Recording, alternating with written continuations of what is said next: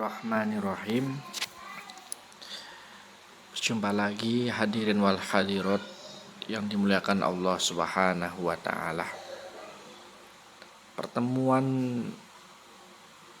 pada kali ini kita akan mengulas atau mengupas sedikit kebahagiaan yang selama ini kita cari ternyata hanya terhalang oleh rasa syukur kita.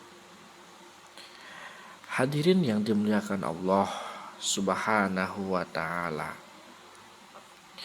rasa syukur itu mengaktifkan daerah batang otak yang memproduksi dopamin. Dopamin itu neurotransmitter yang bertanggung jawab untuk mentransfer sinyal antara sel-sel saraf di otak. Ada bukti yang menunjukkan terlalu sedikit dopamin dapat menyebabkan depresi, insomnia, perubahan suasana hati, dan kurangnya motivasi. Karenanya kita perlu meningkatkan dopamin agar membuat kita merasa baik dan berperan dalam memulai tindakan. Bersyukur yaitu adalah salah satu cara melepaskan dopamin. Bersyukur juga memberikan efek mendalam pada kesehatan dan kebahagiaan. Hadirin yang dimuliakan Allah Subhanahu wa taala, semisal ada sebuah penelitian di Cina mengamati jumlah rasa syukur yang ditunjukkan orang dalam kehidupan sehari-hari mereka menemukan tingkat rasa syukur yang lebih tinggi dikaitkan dengan tidur yang lebih baik dan dengan tingkat kecemasan dan depresi yang lebih rendah. Misalnya peneliti National Institute of Health memeriksa aliran darah di berbagai daerah otak, sementara subjek mengumpulkan perasaan syukur. Mereka menemukan subjek yang menunjukkan lebih banyak rasa syukur memiliki tingkat aktivitas yang lebih tinggi di hipotalamus. Hipotalamus itu mengontrol sejumlah besar fungsi tubuh penting, termasuk makan, minum, dan tidur. Ini memiliki pengaruh besar pada metabolisme dan tingkat stres. Nah, dari bukti ini dapat dilihat, ini secara sains, dapat dilihat peningkatan rasa syukur itu memiliki efek luas. Dari peningkatan olahraga dan peningkatan tidur hingga penurunan depresi dan lebih sedikit rasa sakit dan nyeri. Semua hal ini berkontribusi pada tingkat kebahagiaan dan kepuasan yang lebih tinggi. Salah satu perintah Allah adalah mengingatnya dan bersyukur kepadanya. Dan salah satu cara terbaik untuk menyembahnya adalah melakukannya dengan cara yang dia gambarkan. Allah berkata dalam Al-Quran, sesungguhnya jika kamu bersyukur, niscaya aku akan menambah nikmat kepadamu. La in syakartum la azidannakum wa la in kafartum inna adzabi lasyadid. Dan melalui ayat ini kita melihat bersyukur dapat melepaskan dopamin. Dopamin membentuk lingkaran dan kita menemukan lebih banyak hal untuk disyukuri. Karena itu membuat kita merasa baik. Inilah kesempurnaan Allah Sang Pencipta. Dia memberitahu kita bagaimana kita bisa bahagia dan menghubungkan otak kita agar kita menciptakan kebahagiaan dengan mentaatinya. Nabi Muhammad SAW menjelaskan, mengungkapkan rasa syukur kita kepada Allah tidak hanya berarti berterima kasih kepada Allah Subhanahu wa taala, tetapi juga berterima kasih kepada orang lain. Nabi Muhammad mengatakan, orang yang tidak berterima kasih kepada orang-orang, maka orang-orang pun tidak akan berterima kasih kepada dia. Apalagi orang yang tidak mampu berterima kasih kepada Tuhan, maka besar kemungkinan orang pun tidak akan berterima kasih kepada dia. Nabi Muhammad berujar agar mengatakan jazakumullah khairan katsiran. Semoga Tuhan membalas engkau dengan kebaikan. Kepada orang yang telah membantu kita, maka dianggap juga telah berterima kasih kepada Allah. Lah, rasa syukur yang tertanam dalam Islam membuka jalan menuju kebahagiaan dan kepuasan dalam hidup ini dan selamanya. Maka hidup ini harus bersyukur, harus balance, karena apapun yang kita lakukan ini semuanya atas kehendak Allah. Atas kehendak Allah, maka sudah sepatutnya kita bersyukur pada Allah Subhanahu wa ta'ala. Bangsa Yahudi itu kaum yang paling banyak mendapatkan nikmat dari Allah, tapi mereka jugalah kaum yang paling tidak pandai bersyukur. Maka dalam ayat wa ta'adzana rabbukum la in syakartum la azidannakum wa la in kafartum inna azabi lasyadid. Konteks dialog antara Nabi Musa dan bangsa Yahudi. Allah menceritakan tentang Nabi Musa ketika ia mengingatkan kaumnya kepada hari-hari Allah yang mereka alami dan nikmat-nikmatnya yang dilimpahkan kepada mereka. Yaitu ketika Allah menyelamatkan mereka dari cengkraman Fir'aun dan para pengikutnya, serta dari siksaan dan penghinaan yang mereka alami. Fir'aun menyembelih anak laki-laki mereka yang dijumpainya dan membiarkan hidup anak-anak perempuan mereka. Lalu Allah menyelamatkan mereka dari semuanya itu. Lah, hal inilah yang merupakan nikmat yang paling besar, tetapi sayang bangsa Yahudi melupakan semua nikmat yang Allah berikan. Mereka menjadi bangsa yang kufur akan nikmat Allah. Maka Allah ingatkan Nabi Muhammad dan umat beliau untuk pandai-pandai bersyukur. Jangan meniru kesalahan bangsa Yahudi. Maka inilah konteks dalam surah Ibrahim ayat 7 itu seperti itu konteksnya. Imam Ibnu Katsir dalam kitab tafsirnya beliau menyodorkan kisah nyata sebagaimana implementasi dari ayat di atas tersebut. Wa fil musnadi anna Rasulullah sallallahu alaihi wasallam marra bihi sa'ilun fa'atahu tamrah fatasahattaha wa lam yaqbalha summa marra bihi akharu fa'atahu iyyaha faqabilaha wa qala tamratun min Rasulillah sallallahu alaihi wasallam fa amara lahu bi arba'ina dirhama au kama qol. Maka diriwayatkan oleh Imam Ahmad Al-Musnad, ada seorang pengemis yang diberi sebutir kurma oleh Nabi, namun pengemis tersebut menolak karena merasa pemberian itu hanya sebutir biji kurma. Datang pengemis lain, Nabi berikan sebutir biji kurma. Terdengar ucapan terima kasih dan rasa syukur mendapat pemberian dari Nabi meski hanya sebutir kurma. Mendengar rasa syukur pengemis kedua ini, maka Nabi tambahkan 40 dirham untuknya. Orang yang bersyukur adalah orang yang tahu berterima kasih. Bukan sekedar banyak atau sedikitnya rezeki yang kita peroleh, tapi renungkan sejenak. Yuk kita renungkan sejenak hadirin. Yang memberi kita rezeki itu adalah Sang Maha Agung.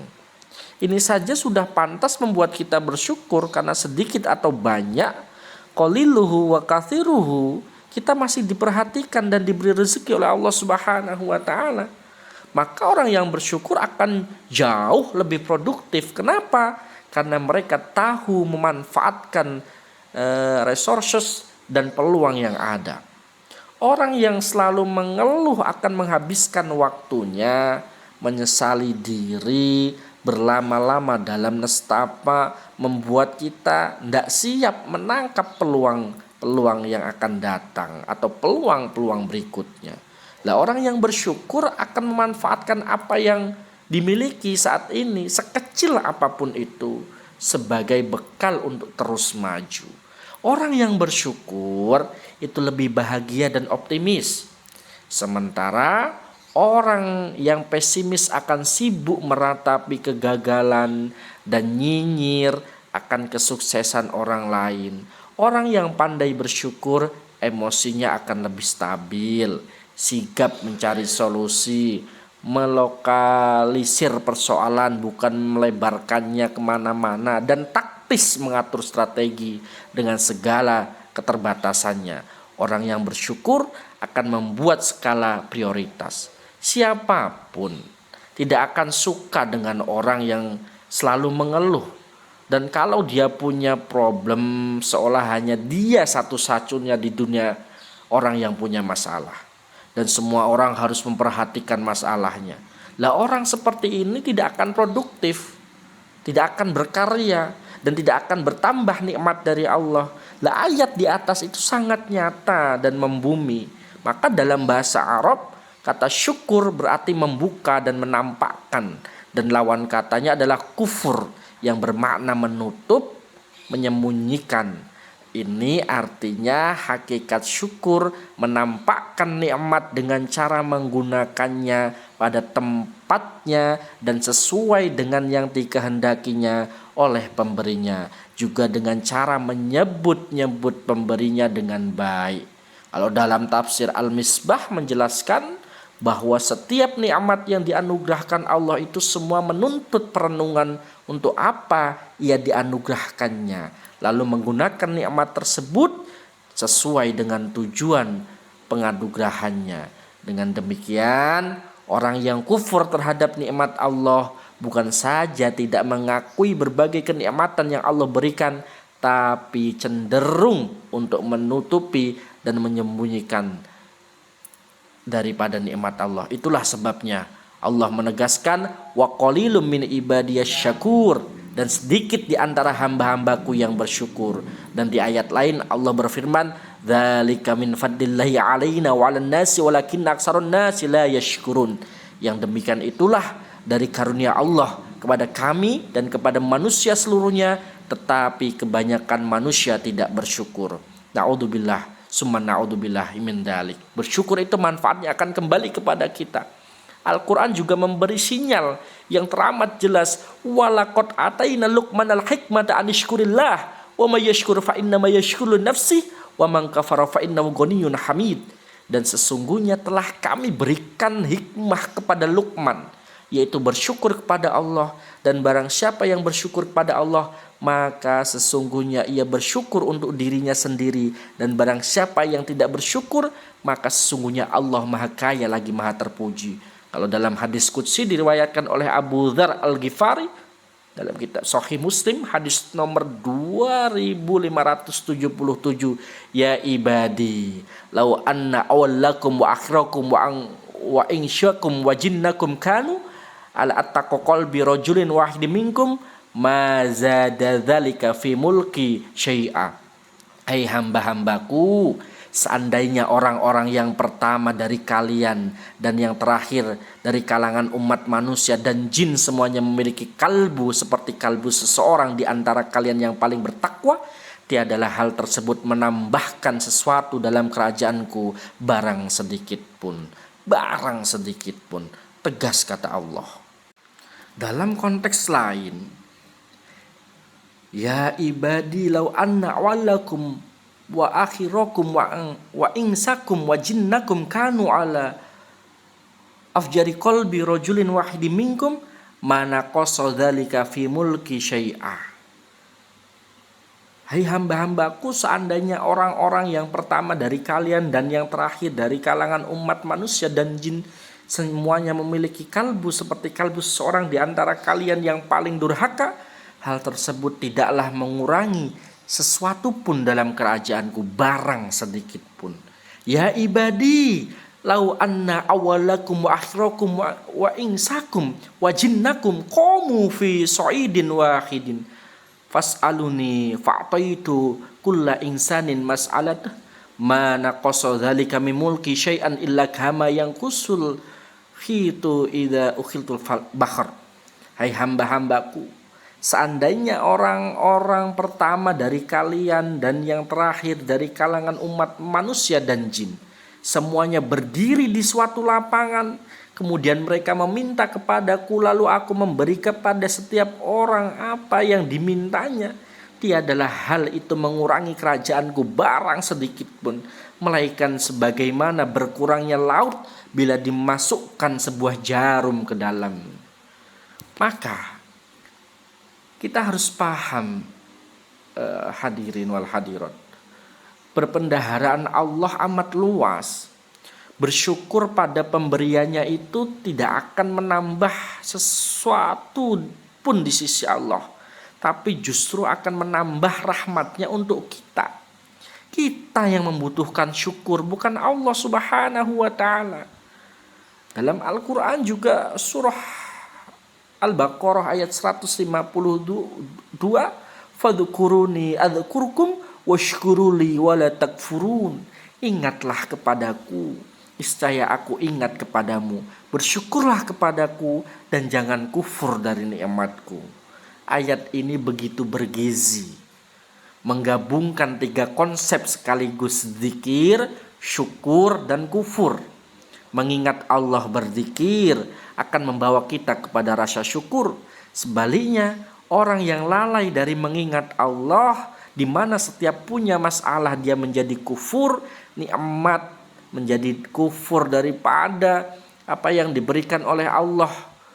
Dia jadi lupa akan berbagai nikmat yang sudah Allah berikan sebelumnya.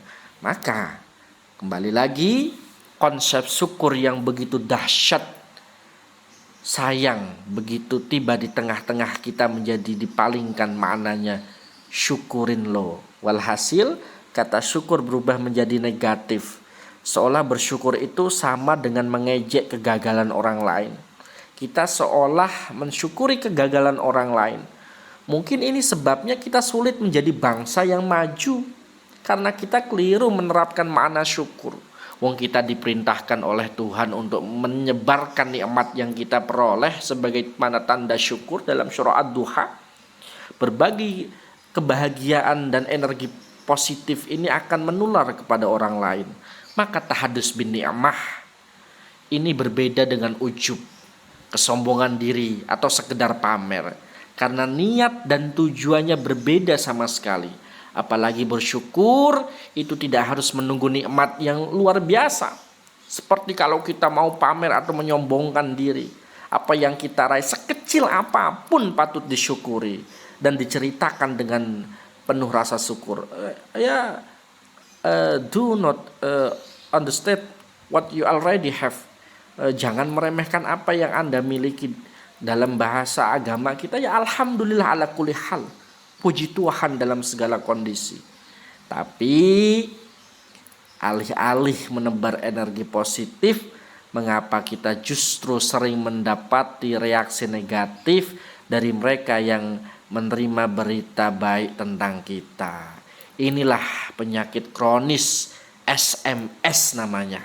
Senang melihat orang lain susah dan susah melihat orang lain senang.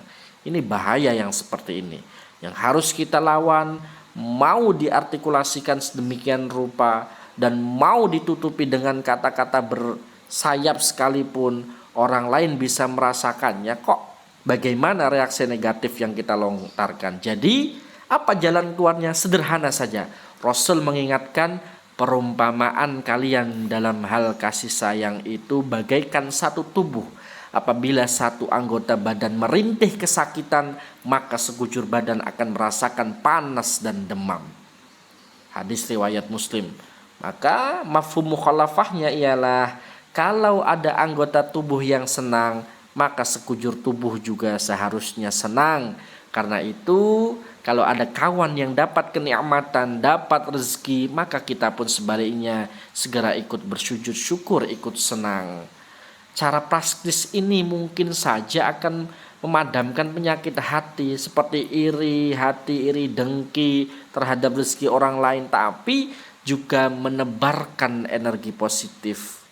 Jangan sampai ada kata-kata ente yang dapat rezeki, ane bakalan ikut sujud syukur berterima kasih pada Tuhan yang telah memberi ente kenikmatan tersebut. Ente bertahadus bin ni'mah, ane bersujud syukur sekarang. Rasakan ademnya hati kita semua ini, subhanallah. Maka Imam Al-Ghazali juga mengingatkan kita semua bahwa rasa syukur kepada Allah itu lewat hati, dengan lisan, dan dengan amal perbuatan.